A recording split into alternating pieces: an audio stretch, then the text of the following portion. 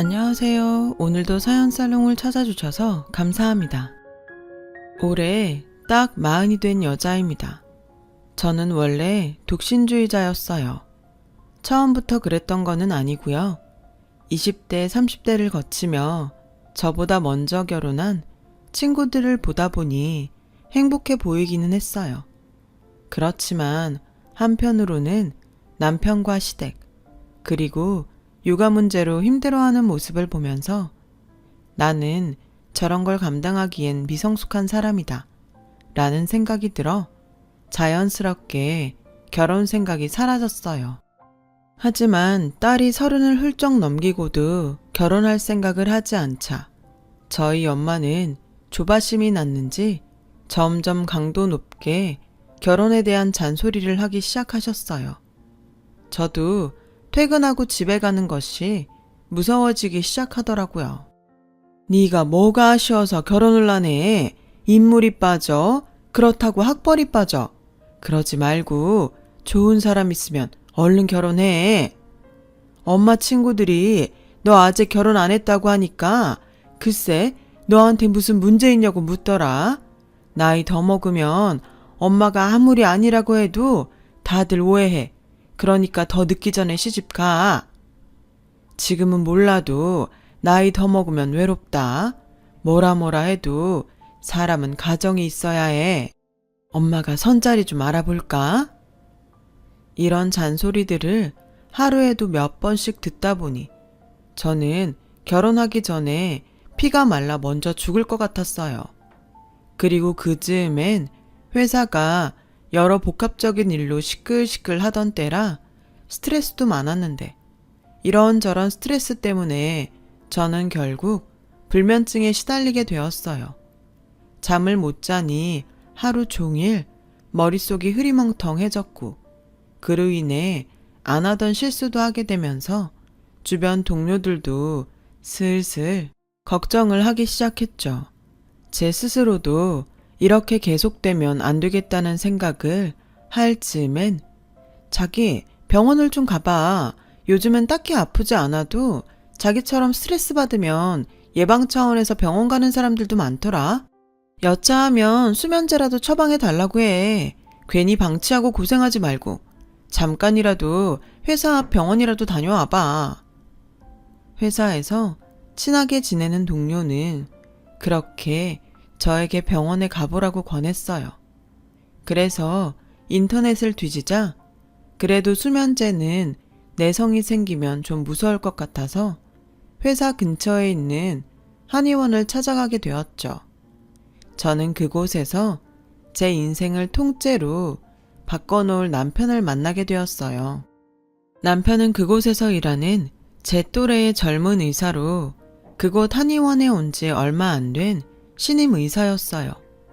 어디가 불편해서 오셨어요? 어디가 아픈 건 아닌데 요즘 잠을 못 자요. 아무래도 스트레스 때문 같은데. 오래됐어요? 네, 좀 됐어요. 잠을 못 자서 그런지 집중력도 떨어지고 기억력도 예전 같지 않은 것 같거든요. 큰일이네요. 잠깐 손 좀 주세요. 남편은 그렇게 제 손목에 맥을 짚었어요. 그리고 스트레스에 좋은 차라며 자기 전에 따뜻하게 먹고 핸드폰이나 TV 같은 건 멀리하라고 일러줬어요. 그렇게 한 주, 두 주가 흘렀고 저는 별 차도가 없어 차라리 수면제를 처방해주는 병원으로 옮길까 하다가 마지막이다 하는 생각으로 한의원에 갔어요. 뭐가 문제인지 시키는 대로 했는데도 잠이 안 와요. 역시 스트레스 자체가 문제인 것 같아요. 그래서 수면제 같은 걸 좀 처방받고 싶은데 한의원에도 수면제 같은 약이 있나요? 아, 수면제요? 가급적이면 약은 드시지 않는 게 좋은데 잠시만요. 이건 원래 환자분한테 드리지 않는 건데 현정 씨는 꼭 필요할 것 같으니 제가 특별히 드릴게요. 그렇게 남편은 종이에 무언가를 적더니 저에게 건네줬어요. 저는 무슨 약 이름이라도 적어줬나 하고 건네받은 종이를 봤는데 그 종이엔 웬 모르는 전화번호가 적혀 있었어요. 이게 뭐예요? 제 핸드폰 번호요. 밤에 잠 안 올 때 저한테 전화하세요. 이 무슨? 저는 황당해서 한동안 남편 얼굴만 멍하니 쳐다봤어요. 병을 치료해달라고 했더니 작업을 하는 거야 뭐야? 라는 불쾌한 생각이 들었거든요. 저는 얼굴 가득 불쾌하다는 표정으로 자리에서 일어났어요. 그러자 남편은 저에게 이렇게 말했어요. 사심은 절대 없으니까 오해는 하지 말고요. 약보다는 대화가 마음을 안정시켜주니까 딱 3일만 저랑 자기 전에 통화해봐요. 3일이 지나도 소용없으면 그땐 진짜 수면제 처방해 줄게요. 근데 아마 그럴 일은 없을 거예요. 저는 너무 호언장담하는 남편의 말에 얼떨결에 전화번호를 받아들고 나왔어요. 하지만 제가 전화를 제 손으로 거는 일은 없을 거라고 생각했죠. 그런데 이상하게도 다시 회사에 들어와 오후 근무를 하는데 무슨 이유인지 하루 종일 남편의 말이 머릿속에 동동 떠다녔어요. 그래서인지 아이러니하게도 그날 오후 근무는 다른 날보다 딴 생각을 하느라 그랬는지 회사 스트레스를 덜 받았어요. 퇴근해서 집에 오니 엄마는 딸이 수면장애가 있는 것도 모른 채 기다렸다는 듯 저를 붙잡고 선짜리라며 핸드폰에 어떤 남자 사진을 보여주셨어요. 보여주는데 안 볼 수도 없고 저는 엄마가 준 핸드폰으로 맞선 남의 사진을 확인했고 이런 말 참 미안하지만 딱 아저씨 같은 인상의 사진에 저는 저절로 눈살을 찌푸렸어요. 겉모습 말고 사람을 봐야지. 이래봬도 이 남자 7급 공무원이야. 3남매 중에 막내라. 너 그렇게 힘들지도 않을 거고. 어떻게 이번 주에 약속 잡을까? 저는 서둘러 이번 주는 바쁘고 선약도 있어 힘들다고 다음 주에 보겠다고 말했어요. 물론 다음 주도 내키지 않았지만 이거라도 하지 않으면 또 들들 볶일 거라는 걸 너무 잘 알기에 일단은 임시방편으로 다음 주로 약속을 미뤄놨는데 이건 또 무슨 핑계로 어떻게 거절을 해야 할지 벌써부터 골치가 아팠어요. 그리고 오늘은 정말이지 기절한 듯 푹 자고 싶다고 생각해 한의원에서 준 차를 마시고 침대에 누웠는데 남편이 준 전화번호가 외워졌는지 계속 번호가 머릿속에서 맴돌더라고요. 저는 저도 모르게 그래 딱 3일인데 전화해보지 뭐. 분명히 이것도 소용없으면 수면제 준다고 했잖아. 제 스스로와 타협을 했고 눈 딱 감고 핸드폰에 이미 외운 남편의 전화번호를 찍었어요. 여보세요? 현정씨예요? 네, 그냥 속는 셈 치고 3일만 믿어보려고요. 잘 생각했어요. 그럼 우리 무슨 얘기부터 할까요? 아, 현정씨는 뭐 할 때 가장 행복해요? 행복이라. 참 오랜만에 듣는 단어였어요. 저는 낯선 이 질문에 답을 하기 위해 생각을 하기 시작했고 그 순간 어떻게 표현해야 할지 모르겠지만 이상한 예감이 들었어요. 정말 밑도 끝도 없이 어쩐지 이 전화가 3일 만에 끝나지 않을 것 같다는 예감 비슷한 느낌이었죠. 그리고 그날 저는 참 오랜만에 웃고 떠들다 거짓말처럼 기분 좋게 잠이 들었어요. 다음 날 또 밤에 통화할 생각에 전에 없던 콧노래를 부르고 있는 저를 발견했어요. 회사에서도 전에 없던 제 모습에 무슨 좋은 일이라도 있냐며 궁금해하기도 했고요. 그렇게 통화는 벌써 마지막 3번째 밤이 되었고 저는 내심 아쉬웠지만 차마 앞으로 이렇게 통화하자고는 말하지 못했어요. 그러다 우연히 선을 본다는 말을 꺼냈는데요. 현정 씨는 그 선짜리 나가고 싶지 않은가 봐요. 네, 저는 아직 결혼에 대한 확신도 없고 또 그런 식으로 누군가를 만나 결혼을 한다는 게 내키지 않아서요. 그럼 그날 선 보지 말고 땡땡이 쳐요 나랑. 분명 그때였어요. 이런 표현 너무 유치한데 심장이 쿵 하고 떨어지는 것 같더니 미친 듯이 뛰었어요. 어찌나 쿵쾅쿵쾅 뛰던지 롤러코스터를 타고 있는 듯 어지럽기까지 하더라고요. 저는 그렇게 남편과 만나기 위해 맞선 자리를 거절하고 남편과 첫 데이트를 했어요. 사심은 절대 없다고 하더니 그날을 계기로 저희는 매일 밤 통화를 하는 연인 사이가 되었죠. 저희 집에서도 허우대 멀쩡하고 직업도 좋은 남편을 대환영했고 2년 연애 끝에 슬슬 결혼 이야기가 나오기 시작했습니다. 남편의 어머니, 즉 제 시어머니는 저를 보기도 전부터 내 아들 한의사인데 그런 별 볼 일 없는 애한테 내가 내 아들을 주겠니? 난 이 결혼 절대 못 시켜! 라며 반대를 하셨어요. 결혼도 하기 전에 저를 싫어하는 시어머니를 감당할 자신이 없어서 결혼을 포기하려고 했죠. 하지만 남편이 절대 그럴 수는 없다며 무작정 연을 끊고 살겠다고 집을 나왔고 보름 만에 시어머니가 정말로 자기 아들이 자기와 연을 끊고 저와 결혼할까봐 내키지 않는 결혼을 울며 겨자 먹기로 허락하셨어요. 저희는 부부가 될 수 있었죠. 시작이 이렇다 보니 앞으로 시어머니와 잘 지낼 수 있을지 걱정만 됐었어요. 제 예상대로 시어머니는 저를 철저하게 외면하며 없는 사람 취급을 하시더라고요. 그래도 그때까지는 견딜만 했어요. 가까이는 살아도 분가에서 따로 살고 있었고 저한테 직접적으로 피해를 주거나 부당한 일을 강요하지 않으셨으니까요.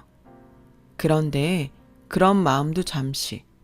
시어머니는 당신 아들이 저한테 그리고 저희 친정집에 무언가 조금이라도 신경 쓰는 눈치를 보이면 그때부터는 저를 없는 사람이 아니라 일부러 찾아오시거나 전화를 거셔서 이러시더라고요. 너도 참 염치가 없다. 어디서 굴러먹던 꼬리 9개 달린 여우처럼 생긴 게 남의 귀한 아들 거저 얻었으면 그냥 엎어져서 감사합니다 하고 살 것이지 감히 내 아들한테 대접을 받으려고 들어? 웃기지도 않아 정말. 니네 집도 똑같아. 거지 근성인지 뭔지. 하기사 그 피가 어디로 가겠어? 저는 살면서 처음 받는 막말과 하대에 점점 한계를 느꼈고 그 스트레스는 또 다시 불면증과 남편을 향한 짜증으로 폭발했어요. 그럴 때마다 남편은 내가 대신 사과할게. 정말 미안해. 마음 좀 풀어. 라고 대신 사과했고 이게 또 남편 잘못이 아니라는 것을 너무 잘 알기에 이러지도 저러지도 못하는 짜증스러운 날이 길어졌어요. 특히 시어머니는 걸핏하면 저희 친정집을 돈이 없다, 별 볼 일 없다 등 함부로 말씀하셨죠. 그건 정말 자식된 입장에서 참기가 너무 힘들더라고요. 시어머니는 동네에서 제법 규모가 있고 장사가 잘 되는 국밥집을 운영하고 계세요. 24시간 운영하는 가게는 직원들이 3교대로 돌아가며 일을 하고 있고 저희 시어머니는 가끔 가게를 나갈 뿐 장사에는 이미 손을 뗀 지 오래신데 그간 벌어놓은 돈이 제법 있어서 그렇게 주변 사람들한테 있는 척을 하고 다니셨어요. 그에 반해 저희 친정집은 아버지가 퇴임을 앞둔 선생님이시고 어머니는 평범한 가정주부신데 두 분 다 절약과 검소함을 미덕으로 여기셔서 새 옷을 사는 일은 거의 없으셨어요. 그러니 비싸고 화려한 명품만 좋아하시는 시어머니 눈엔 저희 부모님은 자신보다 훨씬 뭐가 없다고 생각하셨을 테고 결혼할 때도 제가 나이가 적지 않으니 일부러 집에 도움을 받지 않았는데 시어머니는 이 모든 것이 저희 집에 돈이 없어 그런 걸로 생각하셨어요. 그래서 저와 저희 부모님을 어떻게든 잘난 당신 아들을 잡기 위해 얼굴에 철판을 깔았다며 저희 집에 대해 이런저런 없는 말을 함부로 하시는데 사실 검소하신 것뿐 저희 친정집이 그렇게 없는 집은 아니에요. 그렇다고 유치하게 시어머니에게 저희 부모님 그 흔한 대출도 없고 은행에 저축해 놓은 돈도 많은 현금 부자예요. 라고 말할 수도 없는 노릇이라 정말 미치겠더라고요. 그중에 정말 못 봐주겠는 건 은근 당신이 가게 사장이라는 걸 말버릇처럼 하시는 거였는데 결국 넘지 말아야 할 선을 시어머니가 넘고 마셨어요. 어느 날 막무가내로 저희 집에 와서는 니네 엄마 집에서 노시지? 마침 우리 가게에 일손이 좀 부족해서 니네 엄마가 딱 생각이 나잖아. 그 나이에 어디 나가서 취직하기도 힘들고 나와서 돈이라도 버시라고 해라. 내가 특별히 월급 많이 드린다고 해. 엄니, 저희 엄마 일 안 하셔도 사는데 지장 없으세요. 그냥 마음만 받을게요. 어머, 얘 말하는 것 좀 봐. 내가 모처럼 사돈 생각해서 덕을 좀 베풀까 하는데 뭐? 마음만 받아? 이러니 딸 자식 시집가면 남이라고 하는 거야. 넌 내 아들이랑 잘 먹고 잘 살면서 어떻게 니네 집 신경을 안 쓰니? 나는 딱 봐도 알겠던데. 그러지 말고 다음 주부터 식당에 나오시라 그래. 원래는 내가 직접 가게 나가는 일이 없는데 그래도 명색의 사돈이니 내가 그날은 특별히 나가서 다른 직원들한테 얘기도 좀 해놓고 할 테니까. 저는 단번에 알았어요. 당신 가게에 저희 엄마를 채용해 놓고 당신 아랫사람으로 부려먹고 대놓고 무시하려고 일부러 저한테 생고집을 부린다는 것을요. 저는 못돼 먹은 시어머니의 심보를 알기에 극구 저희 엄마 일 안 해도 괜찮다고 아빠가 엄마 일하는 거 좋아하지 않는다고 말하며 제 선에서 거절했죠. 사실 저도 참 유치한데 시어머니의 아킬레스건이 남편 없는 여자거든요. 그래서 일부러 친정아빠 이야기를 꺼냈어요. 그러자 약이 바짝 오른 시어머니는 제가 당신 성의를 무시한다며 흐르지도 않는 눈물을 억지로 짜내며 통곡하셨고 하필 그 모습을 저한테 김치를 담가 가져온 엄마가 보시고 말았어요. 어머, 사부인 무슨 일 있으세요? 집에 무슨 일 있니? 저희 엄마는 아무것도 모른 채 걱정이 가득한 얼굴로 저희 시어머니를 부축하셨죠.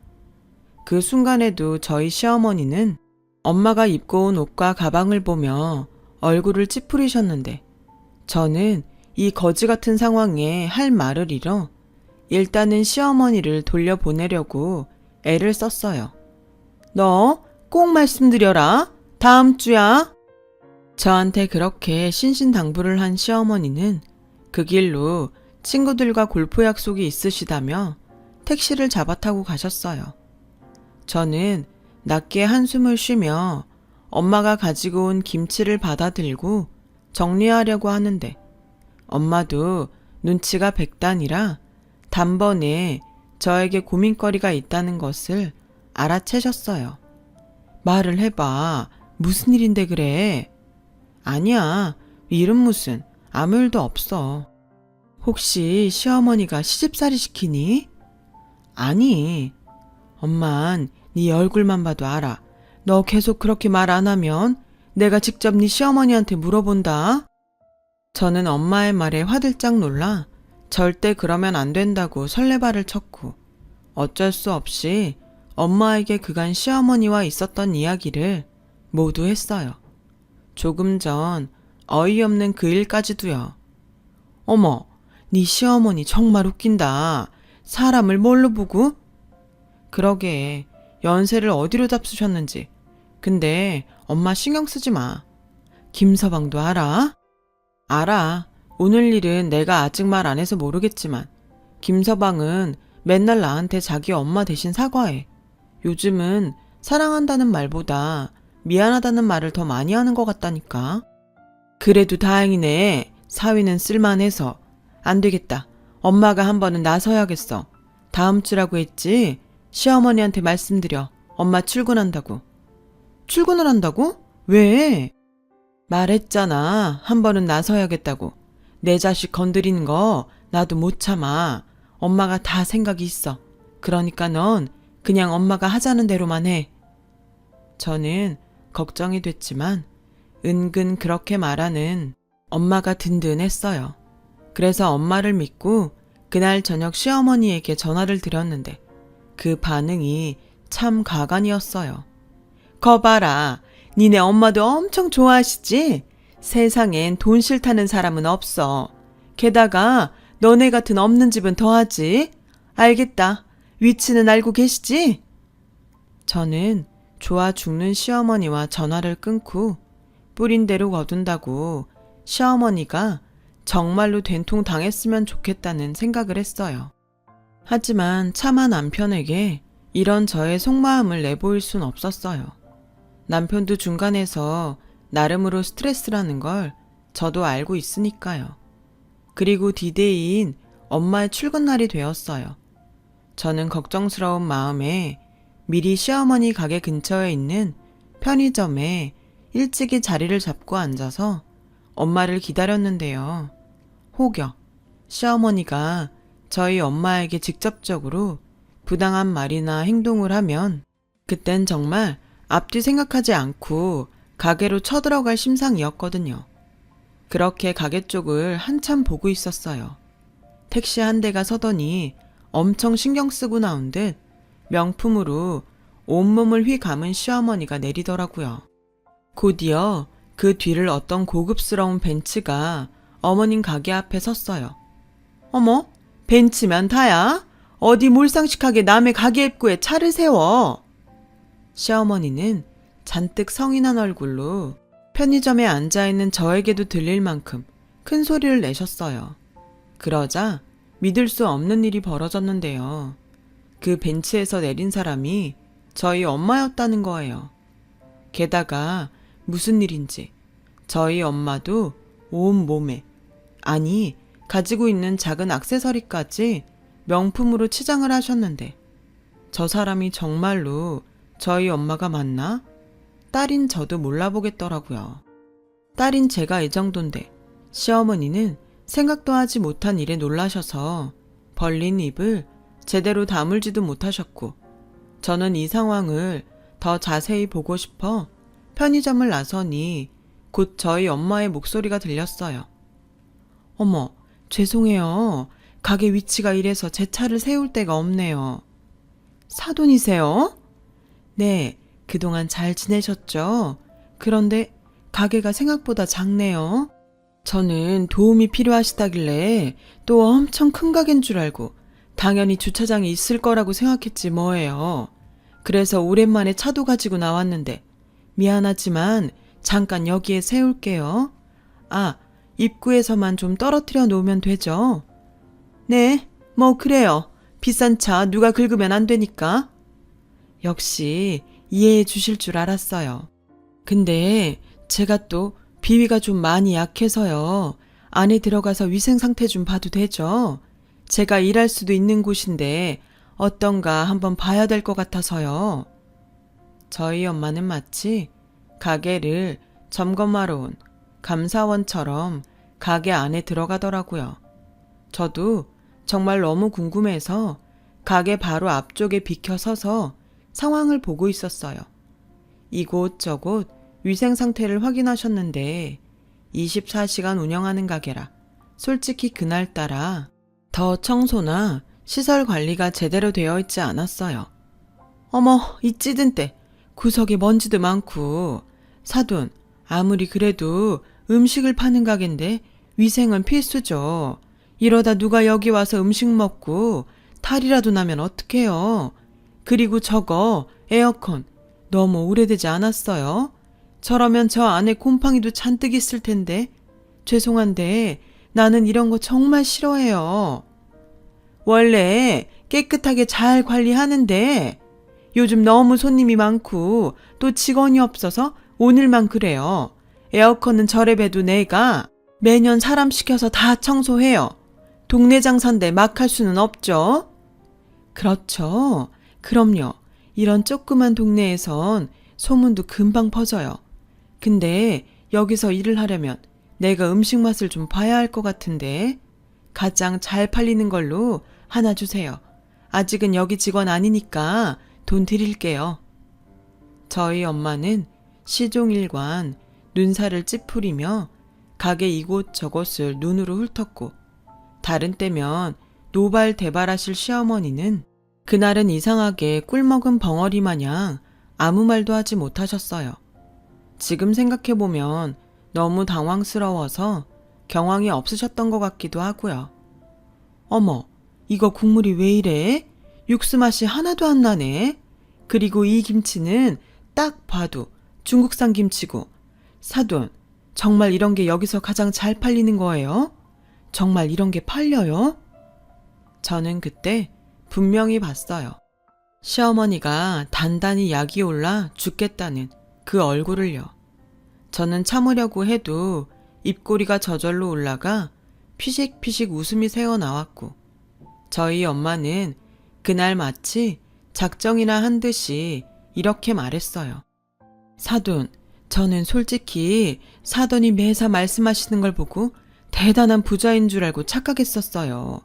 그래서 일부러 제가 더 겸손해야지 생각했는데 지금 보니까 우리 사돈 정말 열심히 사시는 분이셨네요. 이렇게 한 푼 두 푼 모아서 지금 걸치고 있는 거 하나 둘 사시는 거군요. 열심히 사는 모습 정말 보기 좋아요. 저는 남편이 밖에 나가 일을 한다고 하면 하도 난리를 쳐서 죄송하지만 여기서 일은 못할 것 같네요. 가게가 좀 크고 괜찮으면 가족끼리 돕는다고 얘기라도 해보려고 했는데 우리 그이가 이런 줄 알면 난리를 칠 거라서 그럼 저는 이만 가볼게요. 아 맞다. 잠깐만요. 저희 엄마는 갑자기 가게에서 나오더라고요. 저도 얼른 숨었죠. 차에서 에르메스 쇼핑백을 가지고 나왔고 그걸 시어머니에게 주며 이렇게 말씀하셨어요. 이거 저희 애 보면 좀 전해주세요. 좋아 보여서 하나 샀는데 명품이라고 하면 아주 칠색팔색을 해서 좀처럼 가지러 오지 않으려고 하더라고요. 애가 워낙에 지아빠 닮아서 욕심이 없어요. 이런 말 좀 제가 푼수 같긴 한데 저희 집 양반이 교육자 치고는 자산가예요. 그래서 저희 집은 저 말고는 그렇게 돈 쓸 사람이 없답니다. 그럼 사돈 건강 조심하시고요. 이만. 저희 엄마는 그렇게 저희 시어머니를 우두커니 세워놓고 유유히 벤츠를 끌고 돌아가셨어요. 어찌나 통쾌하던지. 저는 하마터면 소리를 다 지를 뻔했어요. 그리고 저는 그 길로 친정집으로 갔어요.